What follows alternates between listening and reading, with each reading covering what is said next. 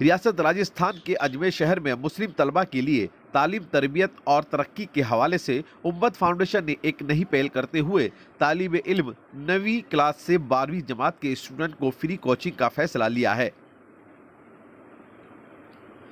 अजमेर के अंदरकोट इलाके में उम्मत फाउंडेशन तंजीम की जानिब से एक प्रोग्राम का एहतमाम किया गया, जिसमें मकामी दानिश्वरों, उलमाओं और मुस्लिम लीडरान ने हिस्सा लिया।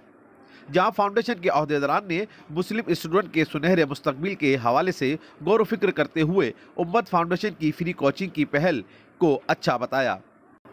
इस कोचिंग सेंटर में मुस्लिम पर्दानशी हिजाब वाली बच्चियों के लिए मुख्तलिफ जगह मुकर्रर की हुई है, जबकि तमाम तलबा को कोचिंग के दाखिले के लिए अपने आधार कार्ड और तालीमी इदारे की सनद पेश करनी होगी।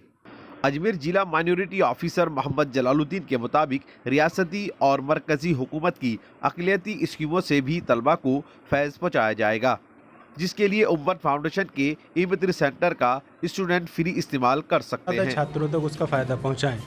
एक उसमें दिक्कत हमें ये आती थी कि प्री मैट्रिक, पोस्ट मैट्रिक में जो सेंटर की स्कीम है उसमें जो लोग चयनित होते थे और बहुत सारे लोग छूट जाते थे, तो अभी राज्य सरकार का फैसला है कि जितने भी पात्र आवेदन आएंगे उन सभी को स्कीम के तहत फेलोशिप से नवाजा जाएगा। तो ये बहुत अच्छी सरकार की स्कीम है, यानी कि अब कोई भी पात्र व्यक्ति, छात्र जिसने आवेदन किया होगा अब फेलोशिप से महरूम नहीं रहेगा।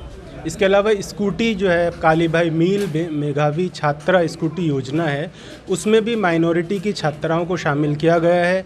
7000 स्कूटी जो है वो सालाना पूरे राज्य में बांटी जाएंगी, उसमें से 750 स्कूटी माइनॉरिटी तलबात के लिए मुख्तस की गई है।